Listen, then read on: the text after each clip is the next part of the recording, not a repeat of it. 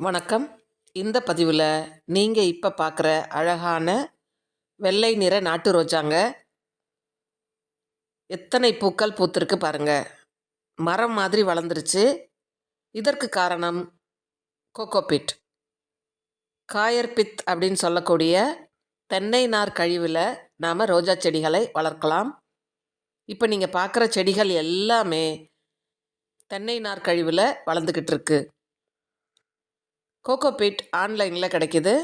அதை வாங்கி நீங்கள் ஒரு முறை வாஷ் பண்ணிவிட்டு நல்லா உணர்த்திட்டு அதன் பிறகு வாங்குகிற செடியை ஃபுல்லாகவே சாயிலை ரிமூவ் பண்ணிவிட்டு வேர் மட்டுமே இருக்கும் மாதிரி இந்த சின்ன தொட்டிகளில் நாம் நட்டுறணும். இப்போ நீங்கள் பார்க்குறது காஷ்மீரி ரோஸ். மொட்டுக்கள் எத்தனை இருக்குது பாருங்கள். இது டெய்ஸி ரோஸ்னு வெள்ளை ரோஜா. இந்த செடி நல்ல மரம் மாதிரி வளர்ந்துருச்சுங்க. இந்த கோகோபிட்டில் சின்ன தொட்டியில் வச்சு நாம் வளர்க்குறோம்.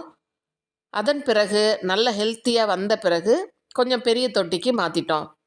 ஃபஸ்ட்டு 6 இன்ச் பாட்டில் இருந்தது. அதன் பிறகு 8 இன்ச் பாட்டில் இருந்தது.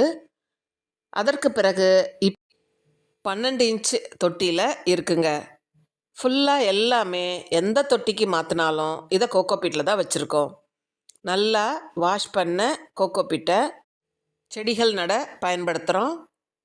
இப்போது வளர்ந்த செடியை பெரிய தொட்டிக்கு மாற்றும் பொழுது அரை தொட்டி நீங்கள் கோகோபிட் போட்டுட்டு அதன் பிறகு நாம் வளர்த்த கோகோபிட்டில் வளர்ந்த செடியை களையாமல் எடுத்து பெரிய தொட்டியில் வச்சு சுற்றி கோகோபிட் போட்டு விட்டுறணும். அது மட்டும் இல்லைங்க, இந்த கோகோபிட்டில் வளர்கிற செடிக்கு நம்ம கம்போஸ்ட், மண்புழு உரம், சாண எரு எதுவுமே கொடுக்க முடியாது. ஒன்லி NPK மட்டும்தாங்க கொடுத்து வளர்க்க முடியும். நைட்ரஜன், பாஸ்பரஸ், பொட்டாஷ்னு சொல்லக்கூடிய இந்த நைட்ரஜன் பல வேரியேஷனில் கிடைக்கிது. அதை நீங்கள் வாங்கி உரமாக கொடுக்கலாம். அந்த உரங்கள் மட்டுமே இந்த கோகோபிட்டில் ஏற்று செடிகள் வளர்ந்துருங்க. நீங்களும் உங்கள் வீட்டில் இது போன்ற அழகான ரோஜாக்கள் கிடைக்கணுன்னா கோகோபிட்லேயும் வளர்க்கலாம். எங்கள் வீட்டில் சாயில், கோகோபிட் ரெண்டுலேயுமே இருக்குங்க.